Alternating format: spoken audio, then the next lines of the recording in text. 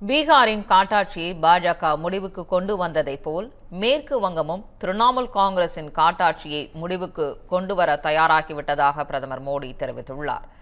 மேற்கு வங்கத்தில் 830 கோடி ரூபாய்க்கும் அதிகமான திட்டங்களுக்கு அடிக்கல் நாட்டிய பிரதமர் மோடி முடிவுற்ற திட்டங்களை நாட்டிற்கு அர்ப்பணித்தார். குறிப்பாக கொல்கத்தாவை பிற மாநிலங்களுடன் இணைக்கும் 3 அம்ரித் பாரத் ரயில்களை பிரதமர் மோடி கொடியசைத்து தொடங்கி வைத்தார்.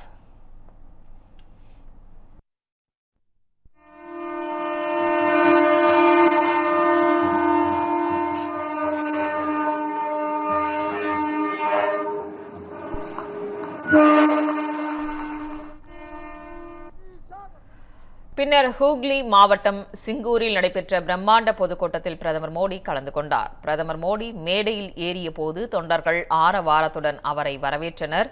தொண்டர்களின் ஆர்வ மிகுதியை பார்த்த பிரதமர் மோடி அவர்களுக்கு கையசைத்து தனது மகிழ்ச்சியை வெளிப்படுத்தினார்.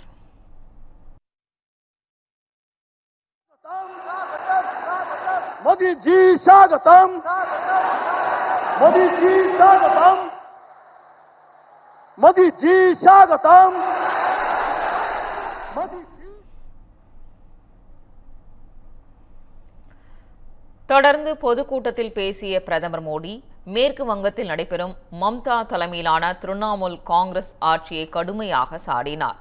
குறிப்பாக ஊழல் மற்றும் முறைகேடுகளால் மாநிலத்தின் வளர்ச்சியை மம்தா அரசு முழுமையாக முடக்கிவிட்டதாக குற்றம் சாட்டிய அவர் மேற்கு வங்கத்தில் தற்பொழுது காட்டாட்சி நடைபெற்று வருவதாக கடுமையாக சாடினார்.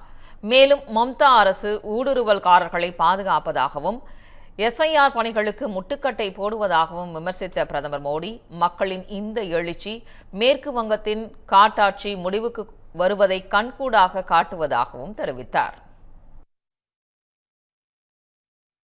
இந்த பண்டிகை நாட்களை முன்னிட்டு வில்லா மனைகளை முன்பதிவு செய்து ஸ்டாம்ப் டியூட்டியில் 50% வரை தள்ளுபடி பெறுங்கள். Premium villa plots across Tamil Nadu from 4.5 lakhs to 3 crores.